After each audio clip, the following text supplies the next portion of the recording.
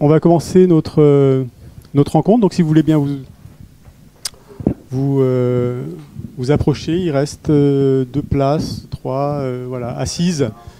On va parler peut-être pendant 3 quarts d'heure, peut-être une petite heure, donc voilà, mettez-vous au mieux. Donc bienvenue aux rencontres de la boutique. Pour ceux qui ne nous connaissent pas, nous sommes une boutique de DVD, nous sommes également éditeurs DVD.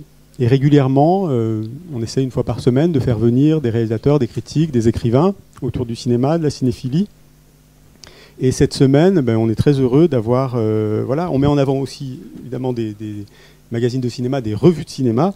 Et depuis quelques années déjà, on accueille dans nos bacs la revue Réplique, qui en est à son 15e numéro. C'est ce numéro qu'on met un peu en avant, le 14e et le 15e aujourd'hui.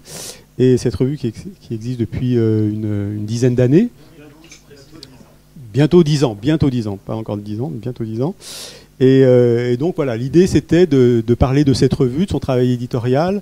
C'est vrai que nous, on retrouve aussi à travers cette revue énormément d'invités qui sont venus à la boutique.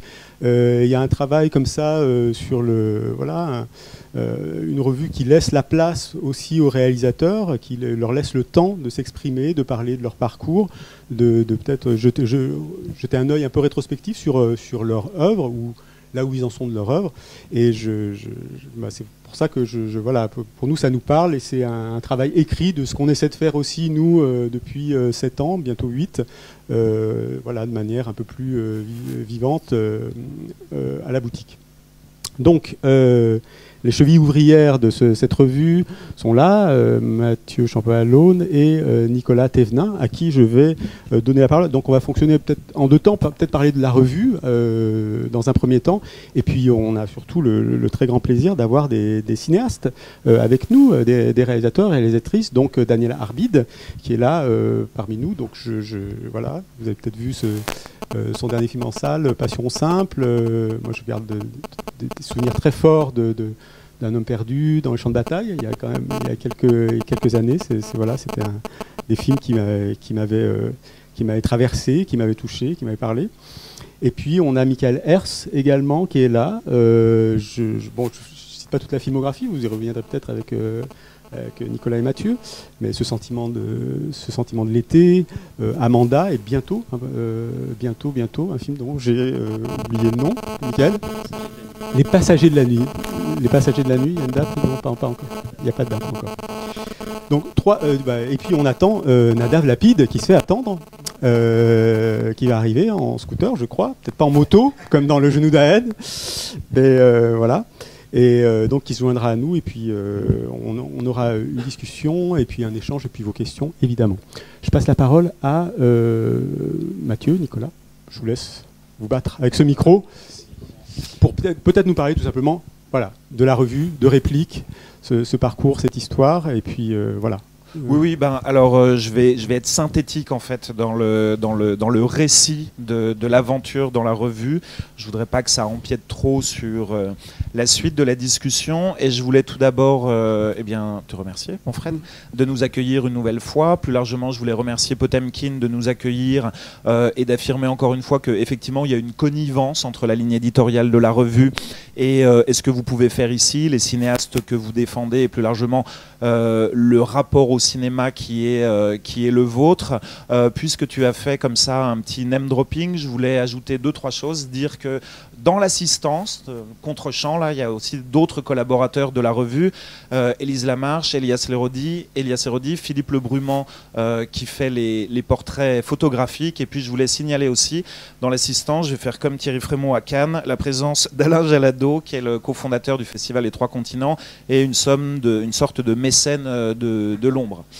Voilà. Si je parle du Festival des Trois Continents, ce n'est pas anodin, c'est parce que la revue a un ancrage initialement nantais. La revue est basée à Nantes, même si elle a des collaborateurs un peu partout. C'est très chic, à Paris, à Marrakech, à Tokyo, à Montréal, voilà. Mais ce côté très chic n'est pas celui de notre économie, paradoxalement. Voilà. Donc la revue est née à Nantes et elle est née dans le giron plus spécifiquement de trois structures. La radio Jet FM. Mathieu et moi avons un parcours qui nous a fait passer beaucoup de temps en tant qu'animateur d'émissions de radio concernées au cinéma, mais pas que, littérature, musique également. Ça c'est la première structure. La deuxième c'est le Festival des Trois Continents qui, à titre personnel, a vraiment fait exploser ma cinéphilie dans un tas de directions. Et la troisième structure, c'est le Cinématographe à Nantes, qui est une sorte de petite cinémathèque de province, un cinéma qui est essentiellement consacré au patrimoine et qui m'a fait découvrir des pans entiers de l'histoire du cinéma que j'ignorais et dans lequel je suis investi depuis une vingtaine d'années. La revue, c'est simple, c'est 2 numéros par an de 148 pages chacun, sauf les 2 derniers qui sont un peu moins longs. 15 numéros, comme tu l'as dit, plus un hors-série consacré exclusivement au travail de Michel Gondry. La ligne éditoriale, donc, c'est celle de l'entretien, de la discussion au long cours, de manière très immodeste. Nous disons, mais c'est vrai parce que nous l'avons vérifié, que ce sont les entretiens les plus approfondis de la presse francophone. Donc ça peut durer 2, 3, 4, 5, 6 heures. Ça épuise les cinéastes parfois. Ça se déroule généralement en plusieurs temps. La matière première, on la récolte la plupart du temps dans des festivals de cinéma. Pour Michael et pour Daniel, c'était au festival Travelling à Rennes. Pour Nadav Lapid, c'est un petit peu un autre contexte parce que c'était celui du confinement. Donc Nadav était en Israël, il avait un peu contre son gré du temps. Mais on essaye vraiment d'explorer en profondeur une cinématographie dans son exhaustivité, dans sa totalité, quand on peut avoir accès à tous les films. Et on est attaché à cette restitution la plus fidèle possible de la parole, de manière à donner, à découvrir au lectorat une œuvre. Et on n'est jamais aussi satisfait que quand un lecteur ou une lectrice nous dit « je ne connaissais pas, maintenant j'ai envie de voir les films ». C'est vraiment notre intention et c'est pour ça qu'on vise un lectorat mixte, cinéphile. La base de notre lectorat est cinéphile, il ne faut pas le nier, et non cinéphile. Des gens qui connaissent peu ou pas le cinéma et qui par notre intermédiaire ont envie de le découvrir. C'est pour ça que la revue est diffusée certes en librairie mais aussi beaucoup dans les médiathèques, bibliothèques et dans les universités aussi. Voilà à gros traits ce qu'est Réplique. Mathieu, peut-être si tu peux nous parler peut-être des derniers numéros ou de la façon dont vous concoctez un peu, vous tricotez un peu votre sommaire. C'est comme le disait Nicolas, c'est souvent le hasard des rencontres. Et si j'emploie le terme de hasard, c'est que parfois on envisage un numéro. Alors comme on en sort 2 par an, on a un temps très long de fabrication, enfin un temps de création et de fabrication, contrairement à d'autres revues, des revues mensuelles par exemple, qui sont beaucoup plus dans une actualité. Nous, on n'est pas dans la couverture d'une actualité, on ne cherche pas forcément à coller à la sortie d'un film, on aime plutôt justement prendre des cinéastes à des moments différents, pas des moments forcément de la promotion où ils vont parler d'un seul film, mais plutôt avoir un regard plus global, rétrospectif sur une œuvre. Donc ça peut se faire à différents moments. Effectivement, les festivals sont souvent une période assez intéressante puisque ça permet notamment par des masterclass que l'on anime, d'aborder un peu plus largement la carrière d'un cinéaste. Ça peut être aussi intéressant de les croiser au moment de l'écriture d'un film, par exemple, que souvent il y a des réflexions, en tout cas il y a toujours une volonté de parfois faire un point de où le cinéaste en est. Et puis ça peut être aussi le cas, comme par exemple avec Michael, lorsqu'on a terminé l'entretien au tout début de l'été dernier, des moments aussi de phase de montage, qui sont aussi assez particulières, puisqu'on y reviendra peut-être tout à l'heure, les phases de montage, parce que c'est aussi des moments où le cinéaste est généralement, parce que c'est aussi le cas avec Patricia Mazu dans le dernier numéro, où le cinéaste est totalement pris dans un film, mais ça a pu être intéressant pour nous comme pour eux de justement sortir un peu de la fabrication de ce film et réfléchir à faire des échos, trouver des relations entre la manière de faire sur différents films. Donc c'est toujours des échanges intéressants et Et donc avec l'idée effectivement donc, de couvrir toute une filmographie, de revenir sur un parcours qui n'est pas que d'ailleurs un parcours de réalisateur, qui est des fois aussi ce qu'ils ont pu faire avant, comment ils en sont arrivés au cinéma. On débute souvent comme ça, il y a toujours une entrée un peu chronologique et puis ensuite les entretiens se développent de manière parfois thématique, parfois chronologique, parfois par d'autres logiques encore. Et puis les entretiens sont enrichis par des petits entretiens annexes. Tout à fait, c'est quelque chose qu'on aime bien faire aussi, avoir la parole de d'autres collaborateurs, parce que parfois les cinéastes vont dire quelque chose et puis ça peut être intéressant d'avoir la parole d'autres personnes, un regard différent. Comment, par exemple sur le dernier numéro, comment Marie Rivière, par exemple, ou David Stanke ont perçu le cinéma de Michael Eur. Ça nous intéresse aussi de savoir comment. Oui, Pierre Richard, par exemple, sur comment Pierre Richard est là? Non. Non. Nadav. Mais Nadav Lapide est là. Nadav, venez. Voilà, pour introduire Nadav, ça pouvait être aussi son rapport avec les acteurs, par exemple. Et là, c'est intéressant d'aller aborder, d'aller parler avec les acteurs, d'avoir leur point de vue sur la question. Donc les sommaires, effectivement, en général, ils évoluent de toute façon beaucoup. Et on essaye toujours, par contre, d'avoir une certaine cohérence pour qu'il y ait parfois des échos qui puissent se créer au sein d'un sommaire, qui sont parfois volontaires ou involontaires. Parfois, il y a des échos dont on se rend compte assez tardivement.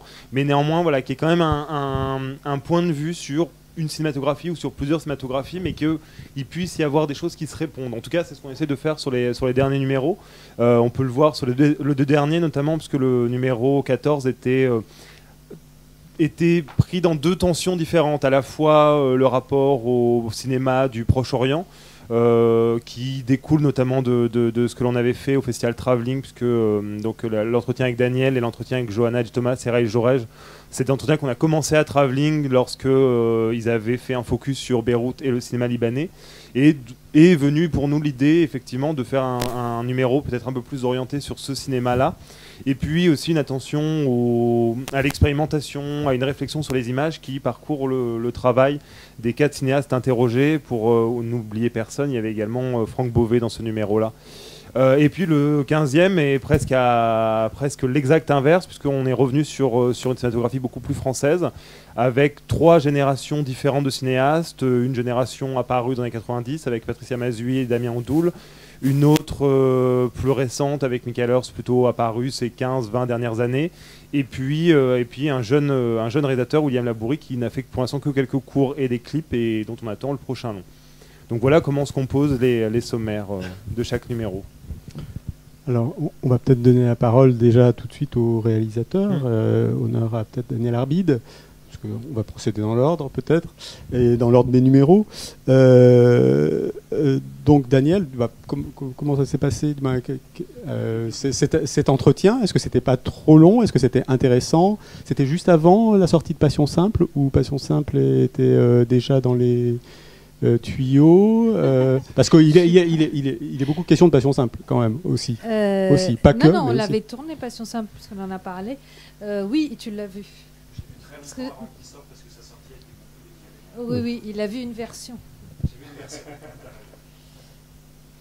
Je me suis perdue parce que comme il y a eu les confinements et tout ça, donc. Et quel souvenir, quel souvenir vous avez de cet entretien, et puis encore une fois de cet entretien sur la durée qui vous a fait retraverser aussi toute, parce que là on déroule vos films par le menu, par le début, quoi. En fait, c'était une rencontre en fait avec vous surtout. C'est comme ça que les meilleures choses arrivent. C'était une belle rencontre. Et puis on aimait bien se parler on aimait bien parler de cinéma, puis c'était naturel. Après il fallait bien dérouler, commencer par quelque chose. Donc tu as commencé par de plus ancien ou plus récent. Je pense qu'il a moins apprécié Passion Simple que les autres. Effectivement le cas, oui. Et voilà, il a commencé par me le dire. C'était mal parti. Je savais pas si je me suis dit, est-ce que je prends les 15 pages quand même pour faire ma pub, et puis même s'il n'aime pas. Voilà, j'ai hésité un petit peu, puis après je me dis je prends les 15 pages. Allez. Ah non, c'était cool. Oui, non, mais effectivement, en fait, bon, les cinéastes, on les connaît ou on les connaît pas. Parfois, on les rencontre pour mener ce grand entretien. Parfois, on les connaît avant et puis une connivence s'est installée et du coup, une discussion s'engage véritablement. Mais au-delà des cinéastes, en fait, il y a des personnalités qu'on devine, en fait. Et celle de Daniel Arbide, on peut la deviner un peu. Enfin, on sait qu'on peut parler à bâton rompu, quoi. Et on sait qu'on peut dire qu'on est un peu en quasi désamour avec un film en comparaison des autres. Mais il est vrai que l'entrée en matière était... moi, j'aime beaucoup, en fait. J'aime beaucoup Un homme perdu. C'est vraiment un film que j'aime énormément et je te l'avais dit. Et quand tu m'as répondu que c'était le film de toi que tu préfères a priori, mais peut-être Passion simple est le film que tu préfères désormais. Voilà, je me suis dit qu'on pouvait parler très très honnêtement, et je t'ai dit aussi l'intérêt que j'ai pour une partie moins connue de ton œuvre, qui est celle que l'on pourrait qualifier plutôt de film de famille, et c'est pour ça qu'il me semblait important d'explorer peut-être un peu plus nettement encore cette dimension. Mais moi, ce qui m'intrigue dans l'affaire, et puis je pense que ce sera une question pour vous trois, c'est dans le fond, qu'est-ce que c'est que de parler de son cinéma? Est-ce que c'est agréable? Est-ce que c'est désagréable? Est-ce que ça permet pour un réalisateur ou une réalisatrice de le réexplorer pendant qu'on l'évoque finalement?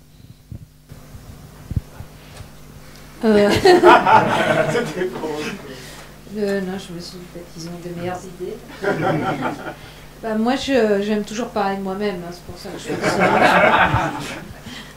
Je pense que les camarades ils peuvent... je ne sais pas s'ils vont l'avouer, oui, on est des artistes, donc on parle de soi, donc oui, tu tombais bien. Et ouais, après, c'était agréable. On se retrouve parfois dans la lecture de l'autre, comme dans un miroir en fait, on ne sait pas vraiment, moi je ne sais pas vraiment de quoi en penser, de comment les gens voient mes films, qui voit mes films, à qui je m'adresse quand je fais des films, comment moi je vois mes films d'ailleurs, je ne sais pas. C'est peut-être pour ça que je fais des films, parce que j'aimerais savoir, me connaître plus, connaître le monde plus, c'est peut-être vague et un peu prétentieux de le dire, mais c'est ça pourquoi on fait des choses comme ça. Et je pense que le jour où on est sûr qu'on fait un bon film, et le jour où on sait que tout le monde adore mes films, par exemple, là, j'arrêterai de faire des films.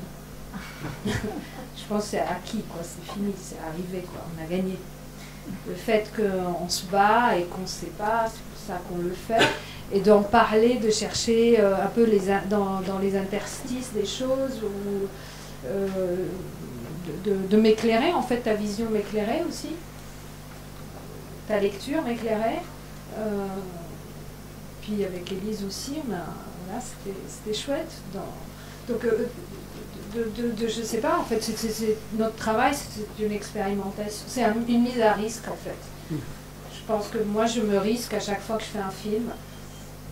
Et c'est ce que j'aime me risquer. Si je savais que j'allais faire un super film qui va aller au Festival de Cannes et gagner comme mon ami Nadav Lapid, je ne ferais pas le film. Voilà. Michael, alors on continue. Bonsoir. Bonsoir. Moi, j'aime pas ça, pour tout dire. Voilà. Non, Bon, ça s'est fait par le festival Travelling, en fait, qui a accompagné mes films, qui avait montré mes films. Donc il y a une espèce de compagnonnage. Et c'est vrai que, bon, du coup, un rapport un peu amical. Et on a envie de répondre voilà, à cette invitation. Moi, j'ai personnellement l'impression que c'est pas mon endroit, en fait, de parler de mes films. Ça fait pas beaucoup de sens. C'est-à-dire, j'adore lire des choses dessus, parce que j'apprends vraiment en lisant sur mes films. Voilà. Aussi bien de bonnes critiques que de mauvaises, mais en parler, c'est vrai que ça fait pas forcément sens. Donc là, la rencontre était très chouette, on a passé un bon moment, mais c'est vrai que c'est pas un geste naturel. Je crois que d'une manière générale, j'aime pas particulièrement parler de moi, et c'est vrai que j'ai pas un rapport du tout analytique à mes films, vraiment pas. Plus un geste comme ça, très intuitif, assez sensoriel, et du coup essayer de plonger dedans, de disséquer les choses, c'est toujours un peu étrange, voilà. Ça n'a pas empêché que c'était un chouette moment. Mais plus que de disséquer les choses, c'est aussi s'arrêter un moment, se retourner, et c'est dans la lignée voilà, du travail du critique et de la position qu'a le critique, dans la lignée de la politique des auteurs, de toutes ces choses-là, des gens qui regardent plus qu'un film après l'autre une œuvre. C'est-à-dire ça, c'est dire, passionnant. Essayer d'y voir quelque chose ou pas. Ça, c'est voilà. absolument passionnant. Mais en tant c'est pas de mon ressort. Oui, voilà, c'est ça. Non, ça, je trouve ça absolument. Et d'ailleurs, le fait que ce soit effectivement hors, on va dire hors actualité, hors promotion, ça rend la chose, voilà, très intéressante pour le coup. Mais c'est vrai que c'est passionnant de découvrir ça et de découvrir effectivement des analyses de films au long cours, comme ça, sur la longueur. Mais c'est très dur, je trouve, de porter un regard sur ce qu'on fait. Après, il y a des gens qui le font très très bien et je crois que j'en suis pas forcément capable. Voilà. Nadav, à toi, à vous. Par rapport tu étais là quand quand la question a été posée. Oui. Et c'est-à-dire moi je pense qu'à la base j'ai toujours une forme de jalousie envers ces réalisateurs qui parlent très peu.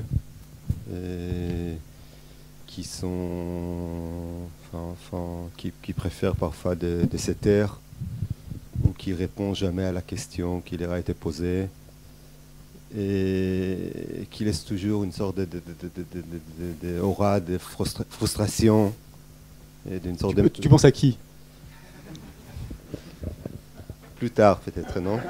Enfin, une sorte d'aura de frustration et de magie noire comme ça et qui parce qu'évidemment, on parlait toujours de garder un secret, de garder un mystère.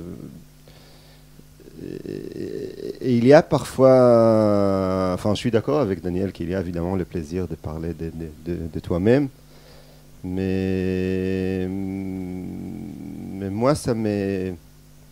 Presque toujours à la fin d'un entretien, j'ai l'impression que c'était une sorte de plaisir... Un peu un plaisir interdit. Un peu un plaisir trop facile. Et comme si je me demande est-ce que quelque chose a été profané. Et donc moi j'ai toujours une forme d'ambiguïté. En plus, ce que je peux dire de cet entretien-là, et d'ailleurs j'ai tiré énormément de plaisir de cet entretien, mais je me suis taxé de tirer ce plaisir. Je me suis dit, c'est tellement facile de t'amuser, juste on te laisse parler pendant 5 heures de toi-même, et là t'es... Entretien qui ne parle pas du dernier, du genou d'Aed, je précise, parce que voilà, il était encore dans la boîte. Non, mais ce qui était impressionnant pour moi dans cet entretien, c'est que moi j'ai toujours l'impression que dans les entretiens, ou la plupart d'entretiens, il n'y a pas grand-chose qui se passe, c'est juste une sorte, on lance des propos un peu prévus et on s'en va. Mais aux entretiens un peu plus intéressants, je pense qu'il y a une sorte de dynamique de fermeture, ouverture, fermeture. Et je pense que qui est là avec Elise et Elias, c'est qui, puisqu'ils, d'une certaine manière, ils ont insisté, c'était aussi une question de la durée, je pense qu'on avait, je sais pas, on l'a fait par Zoom, mais c'était très très long, on avait pas mal de sessions. Donc du coup, je pouvais pas me refermer, enfin, j'étais obligé, oui, il y avait, enfin, la dynamique était plus intéressante. Dans ce sens-là, j'avais l'impression qu'on arrive quelque part. Je ne sais pas où se situe ce quelque part. Et je ne sais pas aussi qu'est-ce que ça veut dire faire un entretien avec un réalisateur vivant. Enfin, on ne fait pas des entretiens avec des réalisateurs. Non, mais je me suis dit, moi, dans mon cas, par exemple l'entretien était fait quelques mois avant la première du... Le confinement. Le confinement, mais aussi avant la première de mon dernier film. Du jeu de Jaël, pardon. Oui. Donc, d'une certaine manière, est-ce que dorénavant, en fait, tout a changé? Est-ce qu'il faut regarder du coup sous une autre perspective? Enfin, c'est lui qui déteste ces films, qu'est-ce qu'il va faire avec cet entretien? C'est lui qui a détesté le précédent et qui l'adore. Mais c'est pas que ça. C'est-à-dire, c'est toujours compliqué parce que les êtres vivants ils changent et le réalisateur aussi. Et on veut l'entretien, il les capte dans un certain moment, d'une certaine. Bon. Après, oui, on ne peut pas faire des entretiens avec les morts, mais... Oui, mais tes films sont comme aussi des petites pierres, comme ça, qui correspondent à des années, à des moments de vie, et de regarder ce chemin, qu'est-ce que tu en penses? Est-ce que tu vois ça a un sens, ça n'a pas de sens? C'est un film contre l'autre? C'est un film qui va plus loin que le précédent? C'est tout ça aussi qu'on qu'on traverse. Ouais. Là, on ne parlait pas de l'entretien, on parlait juste de mon schéma. Oui, non, mais de l'entretien et du regard qu'on a sur ce bout d'œuvre, quoi, ce bout de filmographie, c'est ça. Si j'essaie de les mettre en contact, oui, par rapport à l'entretien, je voudrais, puisque moi, dans ma tête, bon, après ce dernier film, Le Genou d'Aed, il y a quelque chose que je pense à essayer de toute façon d'aller de plus en plus loin, et puis que j'espère qu'il se termine pour commencer un nouveau schéma, un autre schéma, cycle. Je sais pas quoi. Donc j'espère que l'entretien suivant, qui sera fait dans 10 ans, pour Réplique, qui sera déjà le journal le plus important en France à ce moment-là, mais qu'il sera complètement opposé et différent, et je dirais tout le contraire de ce que je venais de dire là, parce que mes films diront tout le contraire de ce que les précédents disaient, mais bon, je ne sais pas, on verra.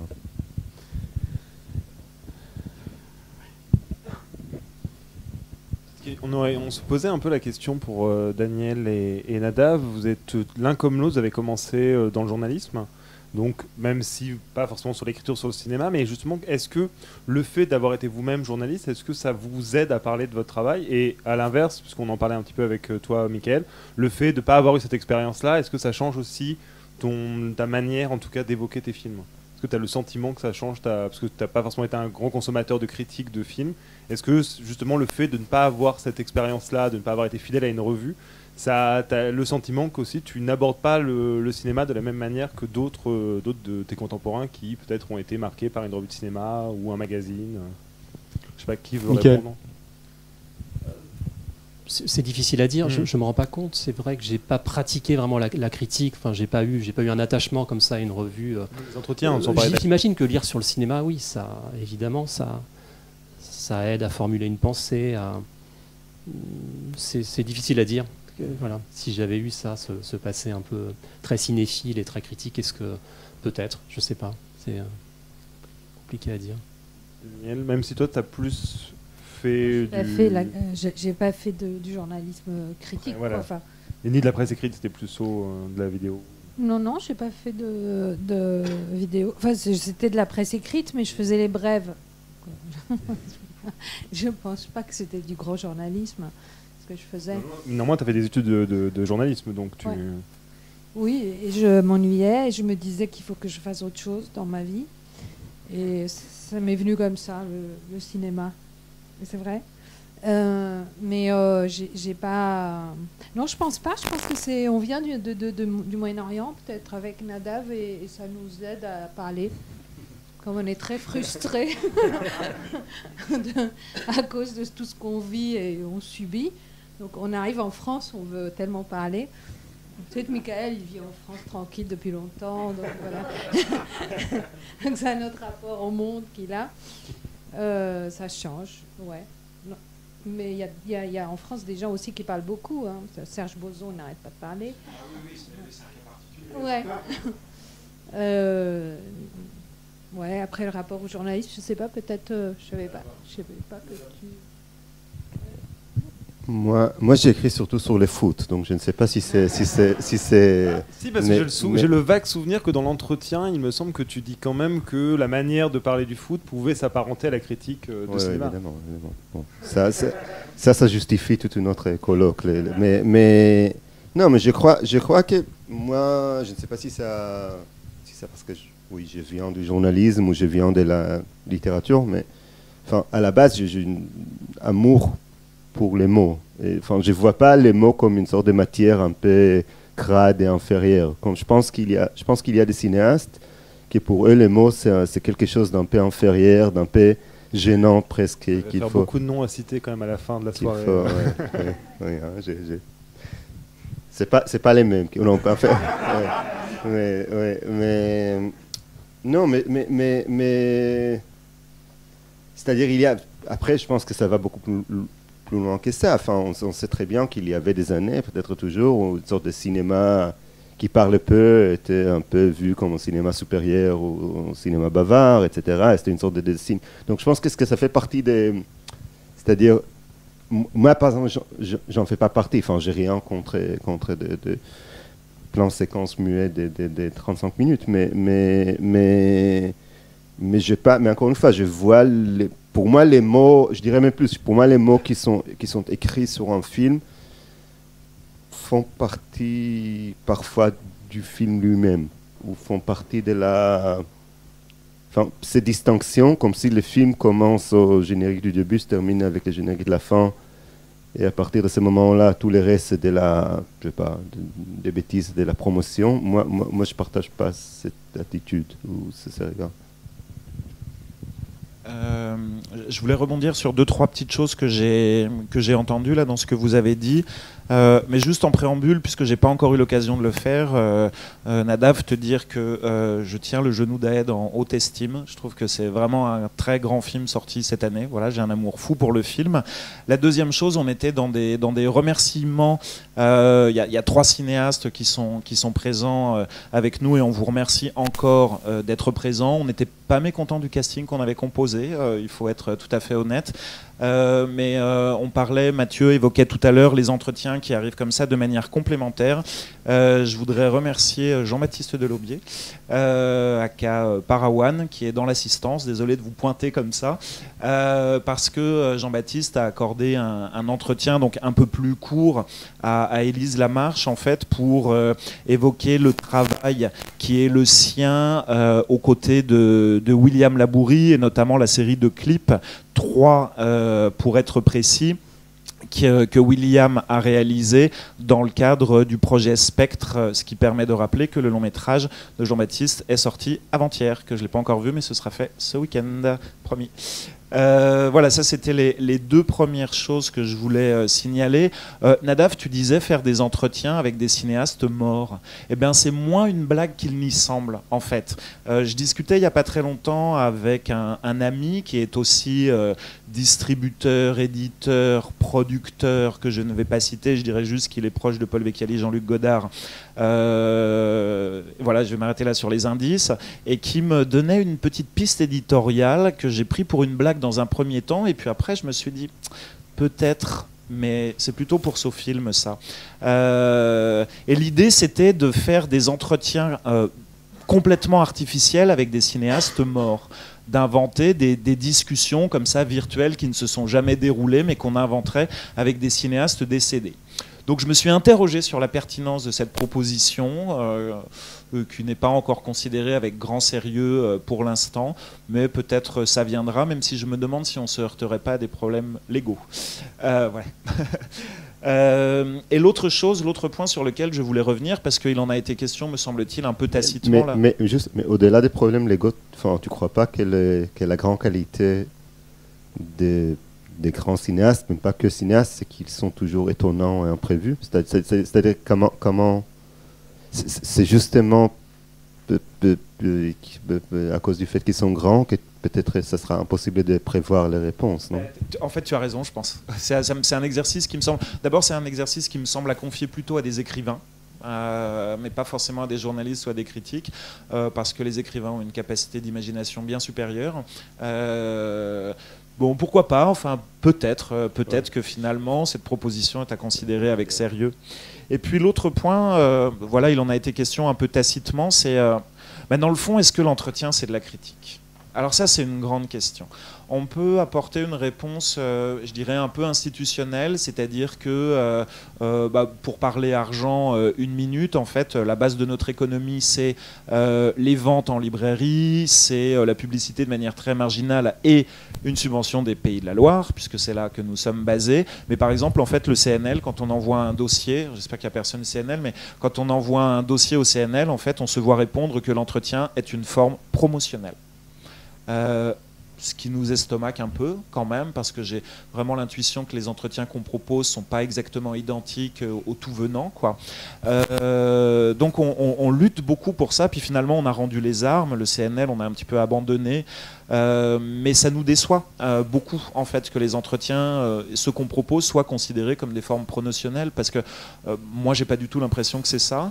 Alors en revanche, est-ce que c'est un exercice critique l'entretien? Moi je serais très embarrassé pour donner un point de vue là-dessus, parce que j'en suis pas certain. Enfin je sais pas exactement si l'entretien c'est critique, mais il me semble quand même, et on le disait tout à l'heure avec Daniel, que faire un entretien c'est quand même poser un point de vue sur une œuvre, quoi, avec des films qu'on aime, des films qu'on aime moins, des choses que l'on repère. Michael, tu disais des fois, tu lis des critiques qui t'apprennent des choses sur tes films. Parfois, on repère des choses comme ça qui n'existent que dans notre tête de spectateurs, de cinéphiles, de critiques, peut-être, mais c'est pas forcément intentionnel de la part du cinéaste. Bon, bah, ça, c'est la base de toute façon un peu du commentaire de texte, quoi. Mais on se pose la question. Et ne serait-ce que d'un point de vue historique, il y a quand même une grande partie de l'histoire de la critique qui est l'entretien à proprement parler. Enfin, on le ressort comme ça, un peu comme une marotte et une évidence, c'est le fameux Hitchcock-Truffaut, mais combien d'entre nous, en fait, ont eu leur cinéphilie accentuée grâce à la lecture de ce livre, qui est une jubilation permanente, quoi. Parce que c'est Hitchcock, parce que c'est Truffaut, ça donnerait pas ça avec tous les cinéastes, mais on voit aussi qu'il y a un essor ces derniers temps de l'édition sur le cinéma, une bonne partie de cette édition qui est consacrée à des livres d'entretien. Pour citer des concurrents, mais néanmoins amis, Playlist Society fait ça, Capricci fait ça, bien évidemment, et d'autres, de l'Indissidence et autres. Donc on se pose la question, et moi je serais curieux de savoir si pour vous, en fait, l'entretien c'est de la critique. Moi j'ai pas de réponse à apporter à ça, mais ce qui est certain, c'est que l'entretien c'est de l'énergie, c'est du temps énormément, et dans le fond c'est de l'amour, quoi, pour les films et pour ceux et celles qui les font, quoi. Oui, bah oui, il n'y a pas de réponse à apporter à ces déclarations comme ça. Non, à moins que vous ayez envie de réagir par rapport à ce qui a été dit, mais oui. Non, moi, je pense que si tu cites Truffaut et Hitchcock, par exemple, donc je pense que la base, oui, l'entretien peut être beaucoup de choses, mais la base, pour moi, serait qu'il y aura plus de, peut-être, une forme d'égalité entre celui qui pose les questions. Enfin, est-ce que, par exemple, celui qui fait l'entretien peut dire à l'autre je ne suis pas d'accord avec votre réponse, je pense que vous vous trompez par rapport à ce point-là, et peut-être vous interprétez mal votre propre film, par exemple. Et là, donner une autre... Enfin, tant qu'il y a un qui est obligé d'accepter tout ce que l'autre dit, peut-être c'est compliqué. Truffaut, Hitchcock, c'est un peu ça. Enfin... C'est curieux par rapport à ces questions d'entretien, parce que récemment, pour une toute autre raison, j'écoutais les entretiens Wenders Danner. Voilà. Et bon, on voit, Danner, on ne peut pas le soupçonner de... on voit un niveau de critique et quelqu'un qui ne s'interdit pas de dire à quelqu'un qu'il connaît, qui en général tutoie, pas toujours, mais qu'il tutoie là pour le coup, mais ce qu'il aime et ce qu'il n'aime pas. Et ce qu'il n'aime pas, mais de manière pas du tout...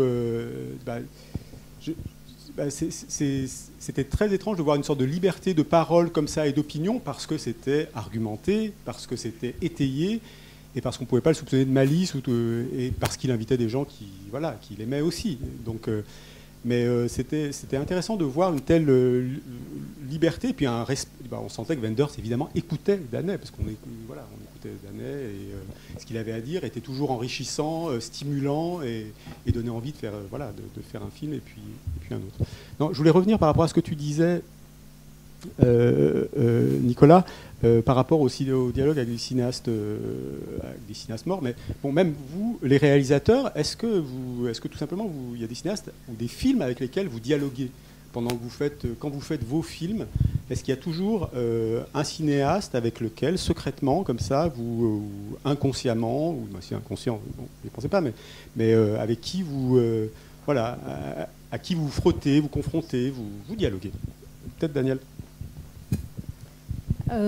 Pas quand je fais mes films.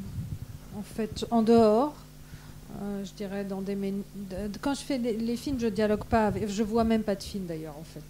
Ou alors je vois des films de manière monter ou pour documenter mon film, pour montrer aux acteurs, aux actrices quelque chose ou un passage, mais je ne peux pas avoir l'esprit disponible pour recevoir un film. Et je préfère être dans une forme de liberté quand je vois les films. Donc, par ailleurs, oui, j'ai l'impression, personnellement, que quand je vois un film de Fassbinder, j'ai l'impression d'être aimée. Donc parfois, je vais au cinéma pour être aimée. Quand il me manque un peu d'amour, tiens, je vais me faire un Fassbinder. Honnêtement, j'ai l'impression d'avoir une rencontre comme ça, assez spirituelle, et que c'est un homme qui aime profondément les femmes, et il aime les gens fragiles à travers ses personnages, et du coup, je ressens ça. Et j'adore cette relation. Et par exemple, João César Monteiro, pareil, j'ai l'impression qu'il aime les gens un peu fous. Qu'il est un peu. Qu'il est, complètement. Qu'il était. Et pareil, ça me donne du courage. Oui. Quand je me dis, je vais faire un petit truc un peu subversif, un petit pas de côté, je pense à lui. Mais est-ce que je vois les films de manière, genre, je veux faire comme eux? Non, jamais. Je vole beaucoup, mais pas des films. Je vole de la photo, je vole des gens que je rencontre. Je me dis quand même, il y en a qui volent des films et ça marche bien, en fait, parfois. J'arrive pas à voler des films encore. Ou peut-être inconsciemment, je vole des films. Ou des plans, peut-être. Oui, c'est ça. Quand je dis des films, c'est-à-dire que je vole des plans, des films. J'arrive pas pour l'instant. Je prends un film comme une rencontre, justement, une sorte de truc entier. Je ne peux pas dire, tiens, il a fait ce plan-là, ce panoramique, je vais faire comme lui, parce que ce panoramique lui appartient à lui. Là, cette semaine, je regardais le dernier Jane Campion, puis je regardais des films de Kelly Reichardt. C'est deux femmes qui font deux choses tellement différentes et opposées, et tellement belles, toutes les deux. Et je me dis, tiens, il y a un truc qui pourrait me convenir là. Et pareil, je disais tellement là. Et en fait, c'est tellement l'opposé. Je me dis, qu'est-ce que je vais faire avec ces deux trucs? Mais si je pompe deux références contraires, voilà. Non, ça, je ne sais pas ce que je prends, mais on prend beaucoup, je pense. Et même des camarades. Quoi. Enfin, je pense que c'est pas une question des gens qu'on connaît, surtout. Pas de Franck Bobet, moi je prends de... il y a beaucoup de choses. Peut-être plus. Alors, avant que Michael intervienne, préparez vos questions si vous en avez. On va faire circuler le micro, donc commencez à élaborer. Ça me fait plaisir que tu parles de João César Monteiro. On n'en parle pas suffisamment et on a certains de ses films, pas tant que ça. Mais c'est vrai que quand on rencontre cet univers-là ou ce réalisateur-là, on se dit mais tout ça. Moi, ça a été ma réaction. Je me suis dit mais on a le droit. C'est possible d'être aussi libre que ça. Après qu'on soit d'accord. Voilà. Michael. Oui, je pense qu'on prend de manière inconsciente, en fait. Donc, je souscris à peu près à tout ce que tu dis. Sur la période de réalisation des films, j'en vois assez peu. Peut-être aussi parce que je suis une éponge aussi. Et donc, il faut se mettre aussi à distance, éviter au moment où on fait des films, de mettre les films entre soi et son cinéma. Mais oui, je pense qu'il y a plein de choses qu'on absorbe et ça revient d'une manière ou d'une autre. Mais les cinéastes, les morts ou vivants, même avec qui tu dialogues ou qui sont un peu une sorte de boussole comme ça, ou de point d'attraction ou peut-être de répulsion. Je sais pas. C'est pas du name dropping, mais ça permet aussi de situer un univers. Je suis toujours subjugué quand je vois quelqu'un qui arrive à proposer j'ai un rapport assez musical en fait au film, à proposer une langue, une musique, de me dire voilà, je vois ce film, je vois le suivant et c'est comme une carte postale que j'en recevrai d'un ami quoi. Enfin, et c'est toujours cette même musique, c'est assez ça me fascine et donc ça peut être des choses très différentes, mais j'ai vraiment ce rapport-là. Enfin, besoin de me dire que ce film-là n'aurait pu être fait par personne d'autre quoi. Et puis là où je te rejoins, oui, on va au cinéma pour se sentir compris à un endroit, on va dire, de sa fragilité, de sa solitude au monde. En tout cas, moi, c'est ce que je recherche, de me sentir compris à cet endroit-là. Et bon, c'est là le compagnonnage que j'ai avec les films, je crois. Nadav, ce dialogue. Ouais, moi, dans les mois qui... Je pense que peut-être on en a même parlé dans l'entretien, mais je ne me souviens plus. Moi, dans les mois qui précèdent les tournages, je regarde centaines de films. Ah oui. Oui, sans cesse tout le temps. Je sais pas. Tant que je peux. Enfin, il y a toujours. Enfin, si j'aurais pu, j'aurais fait, je pense, rien que regarder le film. Il faut faire un casting et tout ça. Mais non, mais je veux dire vraiment, j'essaye de. Parfois, je peux regarder 8 films par jour, 7 films. Mais je regarde pas forcément un entier. Enfin, parfois, j'accélère de certaines scènes, certaines séquences. Mais parfois, je peux, je sais pas, passer un coup de film. Enfin, d'habitude, c'est des films que je connais déjà, mais pas des films que je connais trop bien. Mais alors, quel film Donc c'est pas, oui, c'est pas n'importe quel film. En fait, je pense que j'essaie de.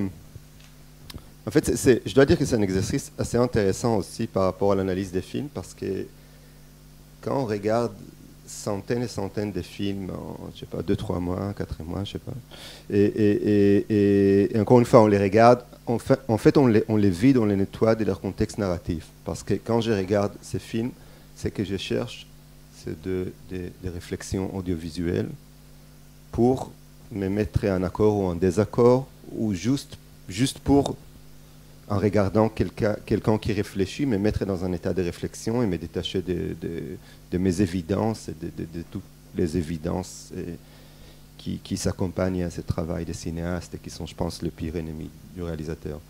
Donc pour me sauver à plonger dans les évidences, dans mes évidences. Donc je cherche des gens qui réfléchissent pour être d'accord, pour être en désaccord. Mais quand on regarde le film comme ça, je pense, pour moi, d'une certaine manière, ça clarifie, d'une manière complètement injuste, mais on les nettoie de toute cette histoire du récit, du scénario, des comédiens, tout ça, on met à côté. Je pense que ça clarifie à quel niveau 99% des films se ressemblent, ou sont un peu les mêmes films. C'est-à-dire, on peut commencer vraiment à deviner l'ordre des plans. On dit, il y aura la femme, il y aura l'homme, il y aura les deux, il y aura l'arbre. Et d'une certaine manière, ça, pour moi, c'est une sorte d'appel de me détacher de ça. Donc ça m'aide d'une certaine manière à me détacher, mais être vraiment aussi tout le temps dans... Je regarde un mouvement des caméras, je me dis, tiens, ça parle du désir, ou ça fait sentir un désir. C'est intéressant, le désir. C'est intéressant de bouger la caméra pour avoir du désir. Et là, je commence à réfléchir, et je vais d'habitude ailleurs. Enfin, quand tu regardes un film des Straub, tu enlèves quoi alors?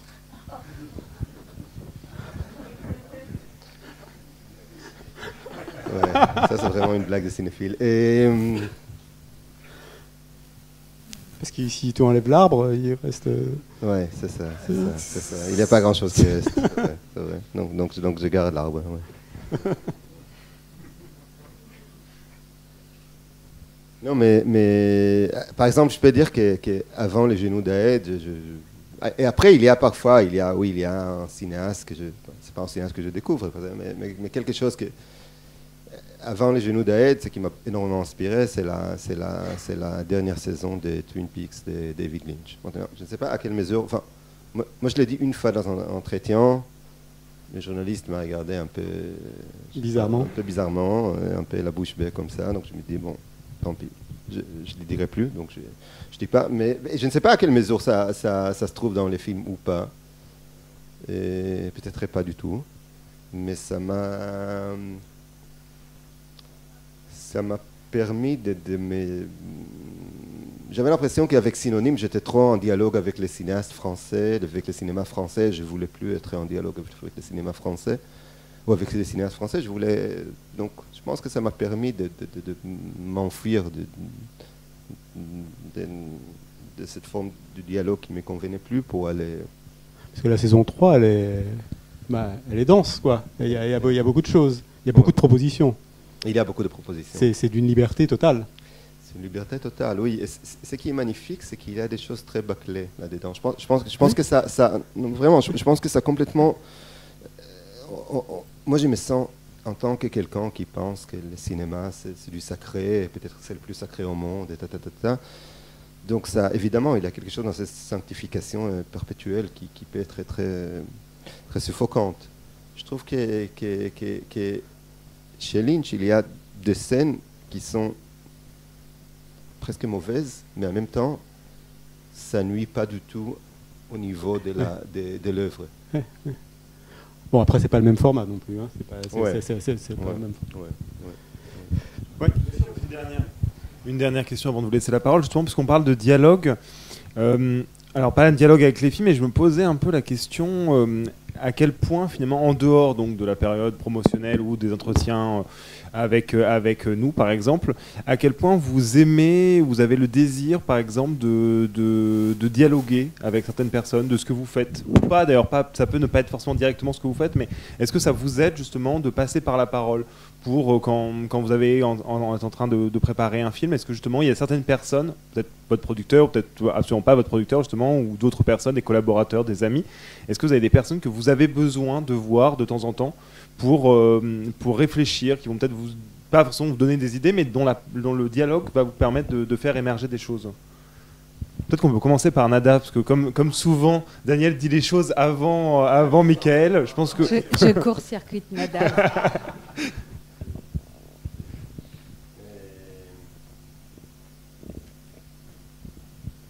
Moi, c'est surtout avec mon père.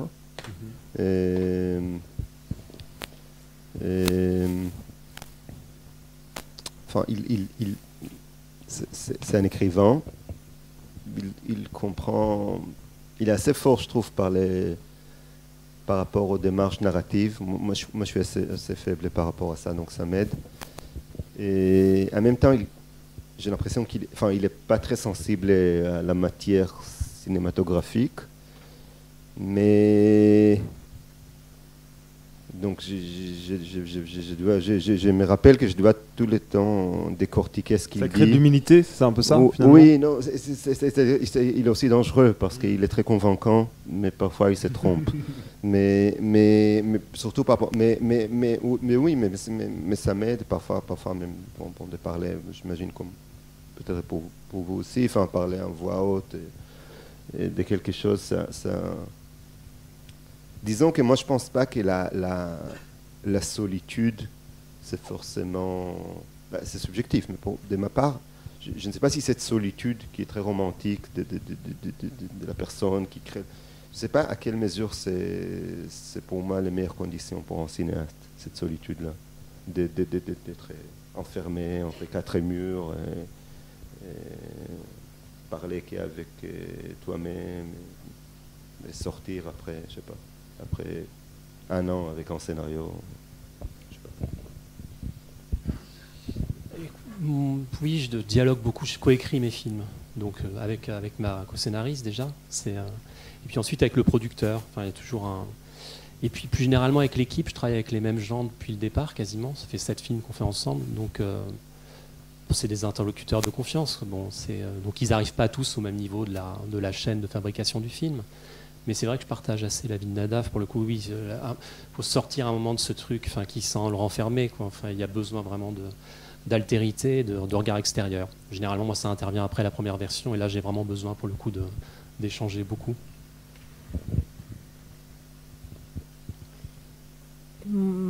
Bon, j'ai l'impression que je fais rire tout le monde. Mais moi, je discute contre le producteur. Donc je m'engueule et ça me donne beaucoup d'énergie.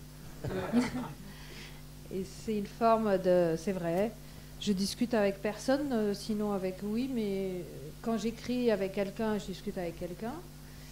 Je collabore avec des scénaristes, mais de manière très ponctuelle, donc j'ai pas la même comme toi ou la même équipe. Peut-être avec ma première assistante qui est devenue une amie, mais elle travaille sur d'autres films, donc elle n'est pas là.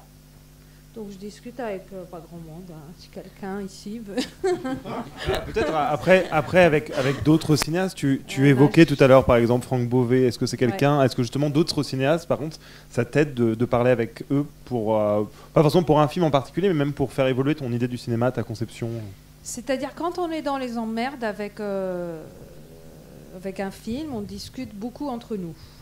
Moi, j'envoie des SMS à Mandico qui me répond qu'il est pareil et qu'il attend l'argent, qu'il n'a pas eu et tout ça. Et on discute de nos problèmes. dans les soirées, parfois on se retrouve et on discute de l'amour du cinéma, enfin de l'amour d'un film ou de tel film, ou ça devient une discussion cinéphilique qui n'a pas à voir avec notre propre film. J'ai l'impression qu'il y a une certaine pudeur entre cinéastes à dire tiens, tu vois, ou alors on fait lire, à ce moment-là c'est une séance à part. Mais c'est pas un truc de viens, on va discuter.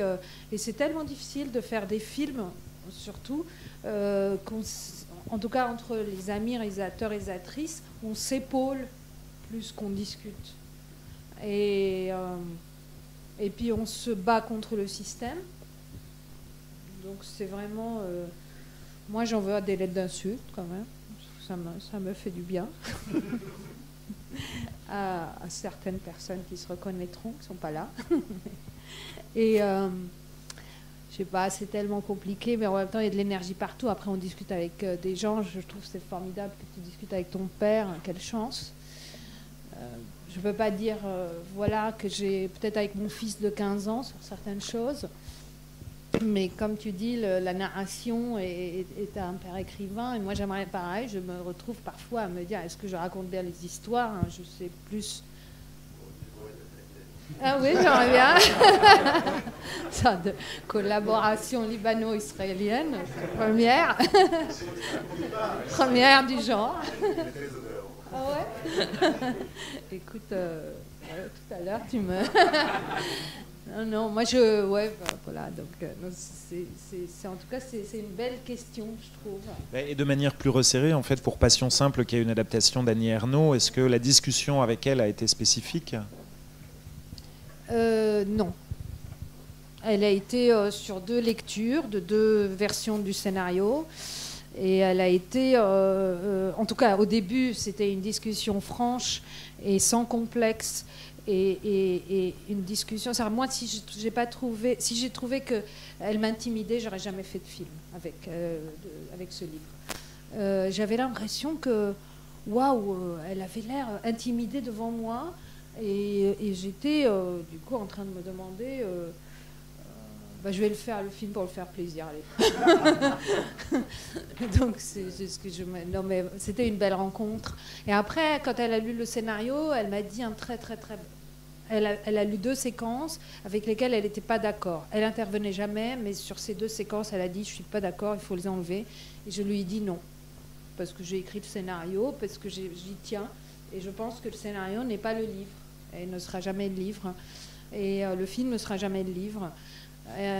Après, les 2 séquences, enfin, une, elle est à moitié dans le film, et l'autre, et la moitié, ne sont pas du tout dans le film. Je les ai pourtant tournées, et elle a eu raison, le film les a recrachées.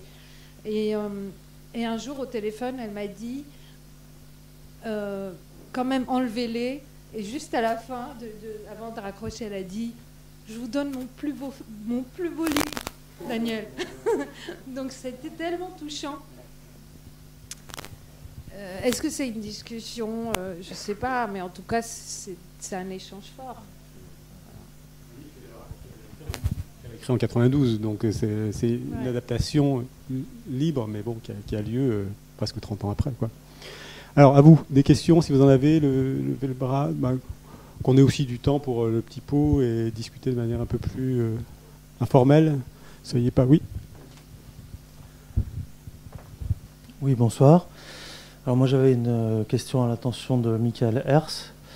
J'avais jamais pensé à vous rapprocher de Philippe Garrel, et pourtant le titre de votre prochain film, Les Passagers de la Nuit, il fait penser immanquablement. Alors hormis que je vous tiens pour des plus grands cinéastes vivants, je trouve que vous vous rapprochez quand même dans le fait d'inventer des solutions purement cinématographiques, alors que votre quête semble déborder complètement le cinéma. Une quête morale, humaine, de citoyen. Mais j'avais jamais pensé à vous rassembler donc, dans mon esprit. Et donc j'aurais voulu savoir comment vous avez imaginé ce titre et qu'est-ce que vous pensiez de Philippe Garrel, de votre voisinage éventuel. Philippe Garrel, j'ai pas vu les films, donc c'est voilà. Les Passagers de la Nuit, c'est un... En l'occurrence, c'est le titre d'une émission de radio dans le film à venir, une émission de radio de nuit. Et c'est un film qui existe en fait. Enfin, le film s'appelle Dark Passage, un film de Delmer Daves, je crois. Ouais. Donc c'est un titre qui existe déjà. Le film n'a rien à voir, le film que je fais avec ce film-là, mais c'est plus on va dire la musique et la poésie du titre en fait qui m'inspirait. Voilà.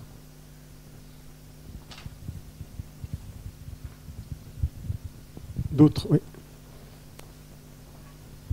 Oui, c'était une question pour la Lave. J'ai beaucoup aimé votre film Le genou d'Aed. J'avais détesté le précédent.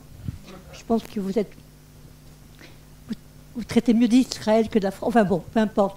Mais je me demandais, je me posais la question, comment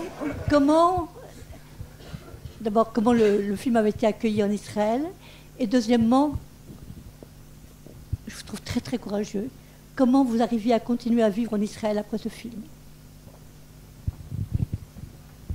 Oui, on est dans la sincérité, c'est bien. Et comment j'arrive à... D'abord, je ne vis plus en Israël, je vis pas loin d'ici. Je suis arrivé sur mon vélo, ça m'a pris 8 minutes. Donc, non, je suis parti après... peut-être une semaine après la fin du festival de Cannes.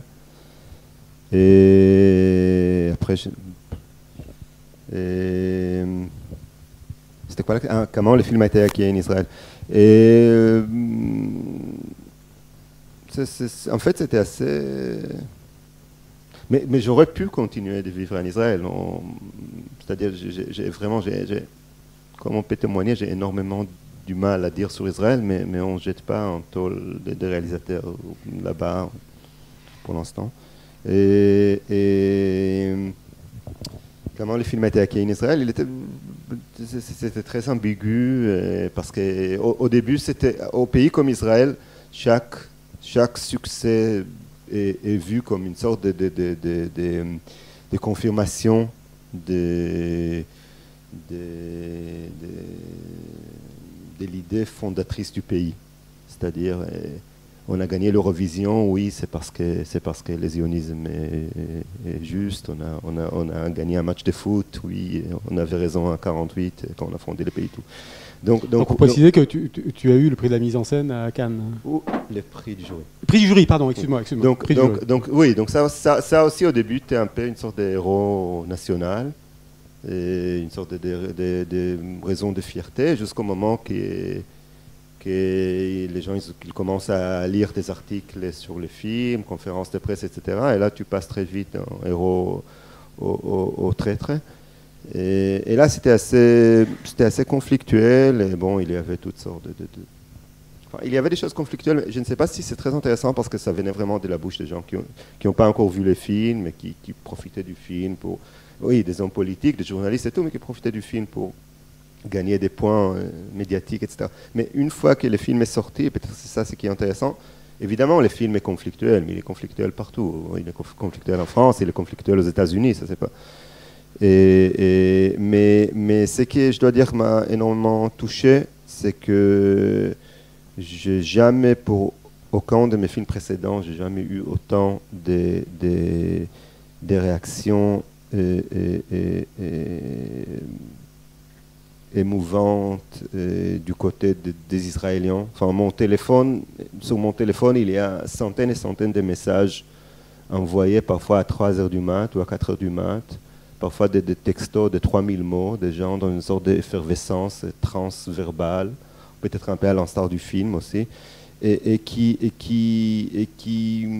sont vraiment dans un état, tu as l'impression qu'il faut envoyer une ambulance ou quelque chose comme ça, qui sont vraiment dans un état de mais le film met dans cet état. Moi, j'ai vu récemment, oui. il convoque le spectateur physiquement. Mais ce qui était fort, c'est qu'ils n'ont pas, j'espère que vous non plus, mais qu'ils n'ont pas vu le film comme un constat politique simple, mais beaucoup plus, je pense, comme une sorte d'état existentiel ou à quoi ressemble ton existence quand tu vis un conflit permanent, une lutte permanente, etc. Et donc qu'ils ont apprécié le film, pas parce puisqu'il racontait quelque chose qu'ils ne savaient pas, mais justement parce qu'il racontait tout ce qu'ils savaient très très bien. Et oui. Oui.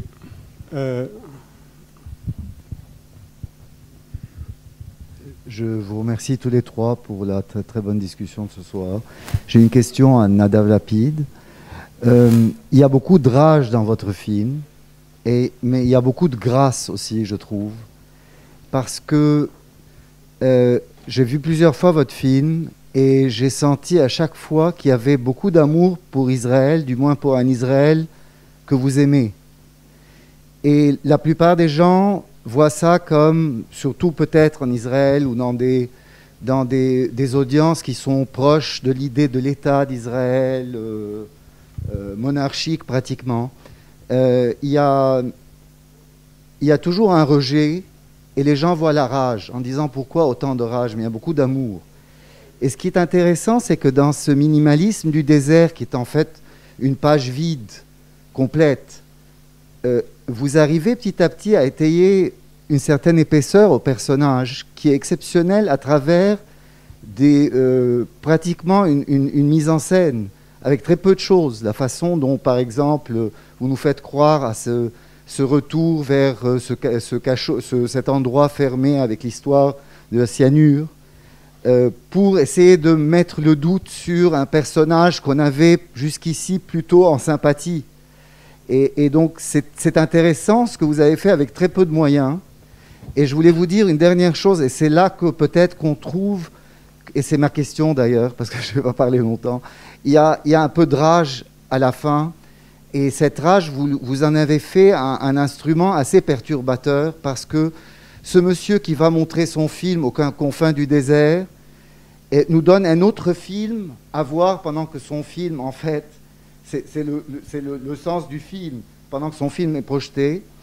Et ensuite, il utilise ces mots qu'il a volés d'une manière terroriste contre cette personne qui représente cet État qu'il veut attaquer. Et donc, c'est cette façon de devenir, Nadav Lapid devient terroriste, c'est-à-dire qu'il devient pratiquement ce que nos ennemis sont dans l'esprit de l'État fondateur. Et donc, c'est ça qui peut-être a été fondamentalement fort et en même temps dérangeant. Je ne sais pas, c'est une question que je vous pose et je regrette d'avoir été aussi long. Non, mais merci, ça donne envie de revoir le film. Moi, je ne serai jamais à la hauteur de la question, ça c'est sûr. Non, c'est très intelligent. Je ne sais pas si j'ai des choses... J'aime pas plus. Peut-être je peux jeter quelques phrases, et d'ailleurs ça m'intéresserait aussi d'entendre par rapport à ça quelque chose, qu'est-ce que Daniel en pense, enfin par rapport à ce film à elle, mais ce que je pourrais dire, c'est que quand je suis sorti tourner ce film, c'était même pas une idée, j'étais dans une sorte d'état, je pense, mental, psychologique, ou je sais pas quoi, où je voulais faire un film frontal et sans la moindre ambiguïté. Enfin, je me suis dit pourquoi on attache autant la complexité et l'ambiguïté, comme si pour être complexe il faut dire et ça toujours. Pourquoi on ne peut pas dire une seule chose et quand même être profonde, être complexe, dire que je t'aime ou dire que je te déteste, mais le dire d'une manière belle et forte. Bon. Et quand je regarde les films, j'ai l'impression, oui, que mon intimité, peut-être avec les pays, je ne sais pas si c'est l'amour, mais l'intimité du pays s'est faufilée comme ça derrière mon dos, sauter au moniteur. Mais je me dis aussi que c'est la complexité de l'audiovisuel, parce qu'on peut penser tout ce qu'on veut. Et dans ce sens-là, c'est très différent de la littérature. Enfin, dans un livre, on peut parler pendant 1000 pages de quelqu'un sans mentionner la couleur de ses yeux. Quand on est dans le cinéma, évidemment qu'on est tout le temps dans les détails, et les détails toujours nous amènent, enfin, ils nous forcent d'aller ailleurs. C'est-à-dire, il y a ce personnage de fonctionnaire là-bas, fonctionnaire du ministère de la Culture. Donc, une fois qu'elle ouvre sa bouche, il faut choisir une actrice. Quand on choisit, il y a déjà un acte d'amour. Et puis on commence à penser comment il va articuler ses mots et quelle sera sa musique et quelle sera sa mélodie. Et du coup on trouve une belle mélodie, on est émerveillé, donc on l'aime encore plus. Après on lui choisit une robe, après on lui choisit une manière de marcher. Et là, tout commence on perd le contrôle de cette première volonté de faire une sorte de carré noir à l'instar de Mark Rothko. Et on tombe dans des couleurs et dans des figures et dans des formes.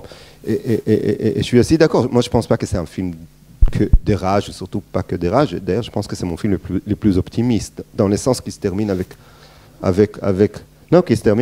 un acte d'amour. Oui, tout à fait. Et c'est qui, je sais pas, synonyme se termine avec quelqu'un qui se heurte contre une porte fermée. Ici, le film se termine avec quelqu'un qui touche la joue d'un autre. Mais je dis Daniel parce que Daniel, ça m'intéresse si tu prouves la même chose une fois que là j'ai parlé quand tu as tourné au Liban, mais une fois que tu tournes et du coup il y a des choses qui tu perds un peu le contrôle. Tu vois ce que je veux dire? En fait, moi je crois que oui, le film ne ressemble pas à ce que je veux en général. Mais c'est pour ça que je le fais, pour savoir à quoi il va ressembler. Et par exemple, Passion simple, moi je pense qu'il est froid. Je sais pas, et je voulais pas qu'il soit aussi froid. Alors est-ce que c'est du ratage? Non, parce que je trouve que j'ai été jusqu'au bout, je l'ai super bien préparé et j'ai fait des choix qui sont ceux-là, qui se trouvent à l'écran.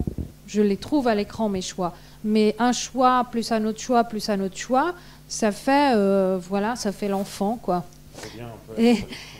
Oui, et je voulais cette frontalité, comme tu dis, toi, par rapport à ton film. Moi, je voulais de la lumière blanche, clinique, pour raconter la frontalité du livre, d'une certaine manière, le courage d'Annie Ernaux d'avoir écrit ce livre.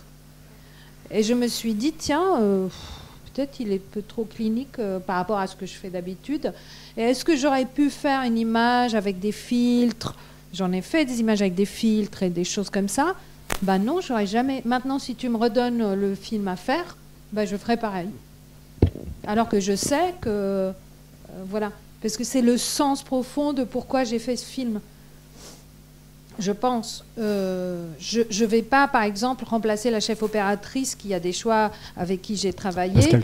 Pascal Granel. On a choisi vraiment une image clinique. Quand les deux, Elicia Doche et Sergei Polounine, les deux acteurs entraient dans la pièce pour faire l'amour, parce que c'était ça, ils disaient on est à l'hôpital.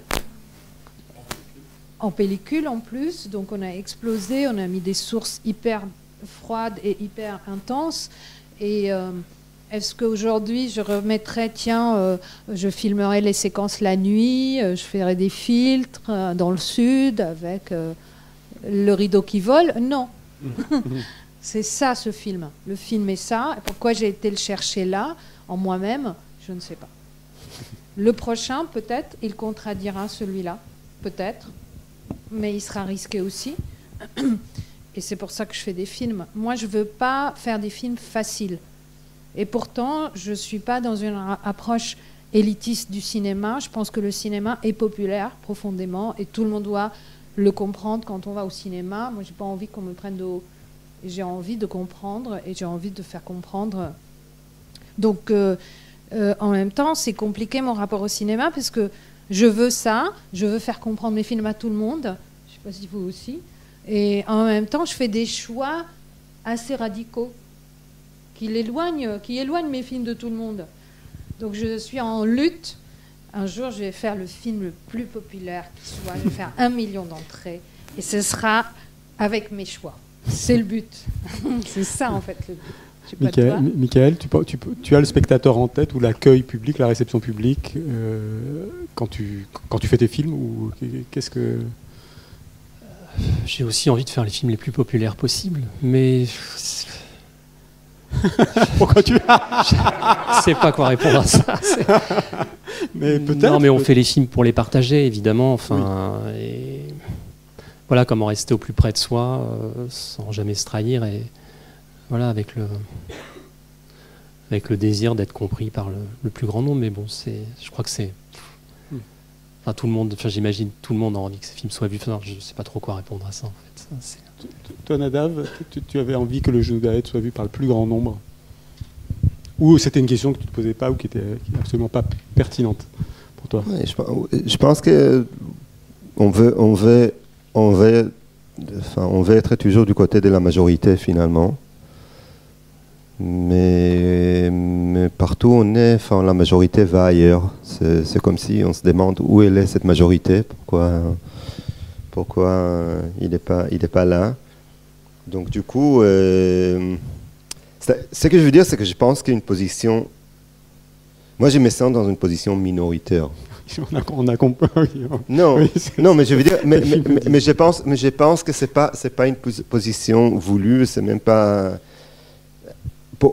Pour te dire un exemple, moi, toujours quand je fais mes films, j'ai l'impression que en faisant le film, j'ai l'impression que c'est le seul film possible à faire. Et dans ce sens-là, qu'il est très simple, qu'il est très évident, que tous les choix sont le seul choix possible. Mais donc, mes films ne me paraissent pas du tout, je sais pas, à l'ordre de l'avant-garde ou complexe, tout ça. Il me paraît le seul film possible. Mais je me souviens que, par exemple, une fois avec l'institutrice, il y avait un truc, il y avait un journaliste israélien assez important qui ne pouvait pas venir au Projo Press et qui est allé les voir le jour de sa sortie. Et moi, je suis toujours hystérique par rapport aux conditions techniques de la séance. Et c'était important pour moi qu'il aime les films, du point de vue commercial. Donc, je me suis dit que je vais les suivre là où il va, dans ce cinéma, pour voir que je suis content des conditions, que je suis satisfait de la projection, pour que si jamais, je sais pas, si jamais le son n'est pas suffisamment fort, ou je sais pas, quelqu'un... Donc je l'ai suivi, mais évidemment, je ne voulais pas qu'il me voie, donc vraiment, je l'ai suivi comme ça, dans un centre commercial énorme et vulgaire, et terrible, et vraiment un truc affreux. Et là, moi, je me suis mis vraiment au fond de la salle, caché, pour voir que tout marche bien. Donc du coup, j'ai vu mon film, j'ai fait ce que j'ai fait jamais. Je suis allé voir mon film dans une vraie salle de cinéma, pas dans un contexte de festival, mais vraiment comme dans un centre commercial odieux, et après que j'ai vu, je tapais 15 minutes de pub, puis comme on voit des films. Et du coup, les films me paraissaient très bizarres. Et je comprenais pourquoi je ne suis pas du côté de la majorité. Je comprenais la majorité et je me suis presque identifié avec la majorité. C'est-à-dire au niveau des rires, au niveau de l'humeur de la salle, quoi. L'institutrice commence avec quelqu'un qui tape la caméra avec sa coude 2 fois. Ça commence avec un pied, puis il se lève, puis il tape la caméra avec sa coude 2 fois. Et ça me paraissait hors contexte là-bas et pas une bonne idée. non, mais vraiment, je veux dire, je pense que c'est la seule manière. Mais jamais je répétais cet exercice d'aller voir mon film, parce que je pense que mais c'est sur la table de montage, tu le voyais pas, ça te paraissait cohérent, mais dans la salle de cinéma, par contre, ça te paraissait complètement. J'avais l'impression que c'est une manière très normale, comme si la plupart des films commencent avec quelqu'un. Pas la plupart, c'est pas la question, mais ça me paraissait la seule manière de commencer ces films. Donc légitimisé, qui sera légitimisé par tout le monde. Ah, vraiment? T'as vu?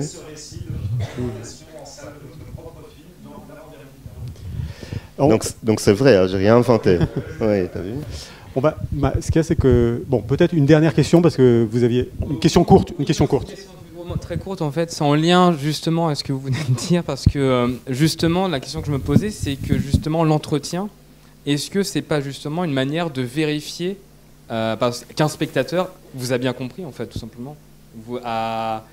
Justement, puisqu'on parlait, justement, de la dimension critique, le critique et le cinéaste, mais le critique, avant d'être critique, il est spectateur. Et je me suis posé la question, là vous parlez du plus grand nombre, mais est-ce que l'individu spectateur comprend justement...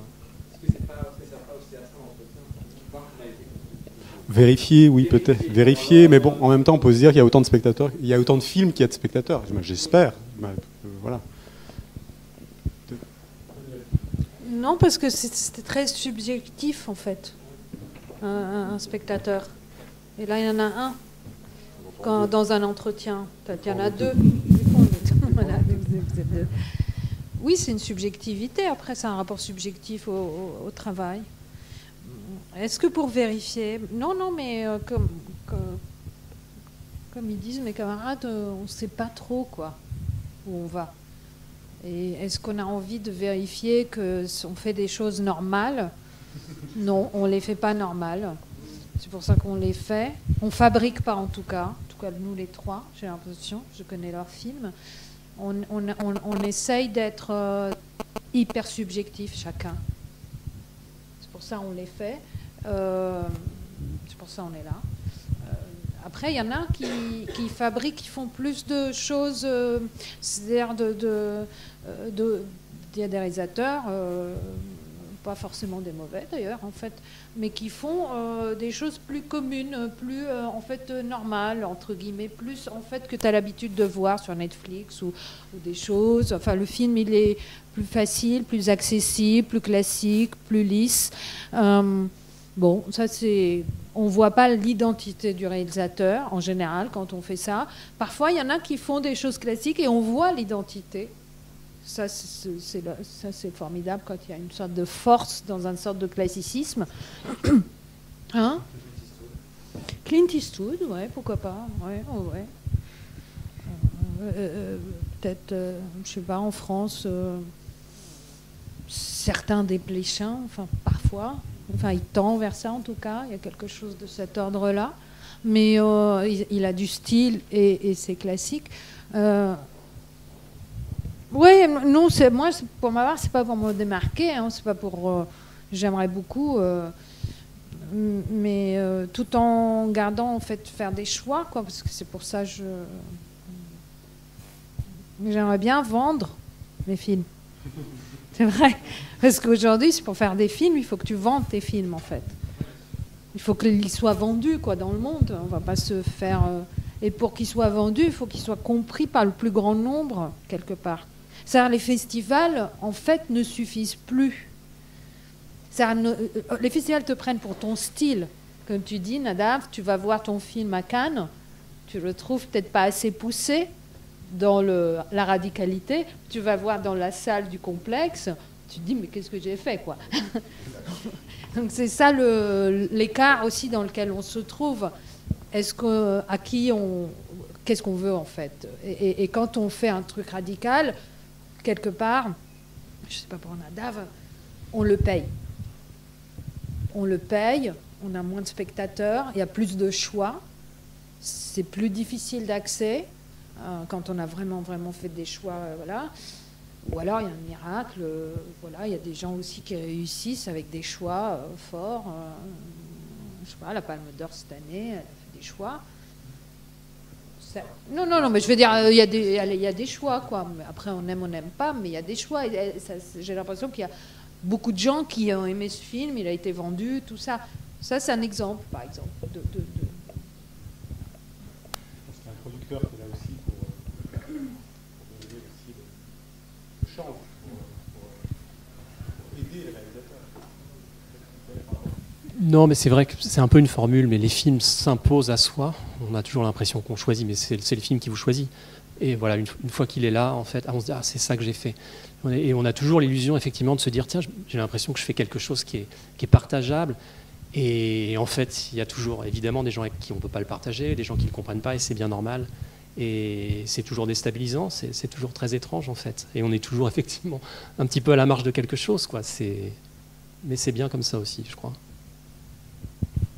Pour moi, je trouve que pour moi, c'est une très belle définition, cette idée. C'est-à-dire, c'est ce que vous venez de dire, dans le sens qui est...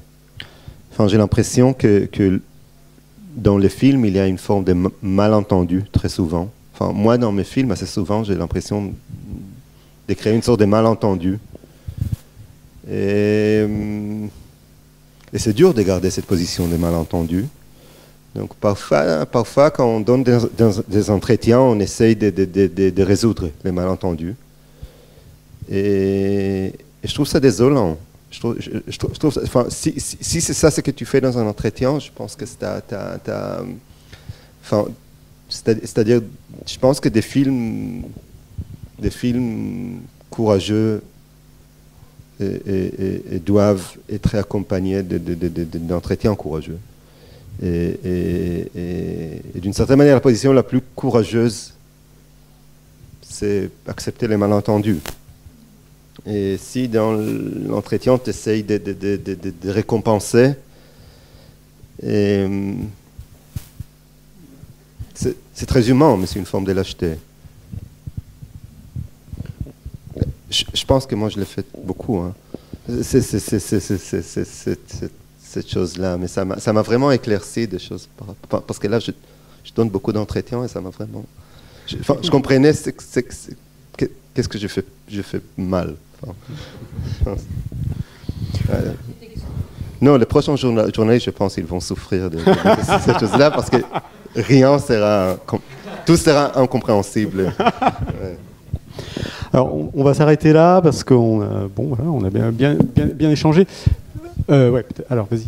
Non, je te laisse finir. Non, mais c'était vous remercier tous les 5. Mais oui, merci à toi. Et puis, juste, on profite, puisqu'on est dans les remerciements aussi, juste signaler Samy Gnaba qui nous a rejoint en cours de route, qui a participé à l'entretien avec Michael et qui est un long compagnon de route de la revue depuis très longtemps.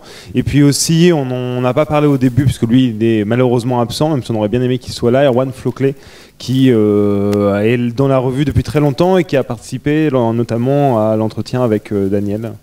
Tu t'en souviens? Donc voilà, et puis merci à toi, merci à vous trois d'être venus. Et à vous tous d'être venus aussi nous écouter. Les deux numéros sont sur la table, vous pouvez aller...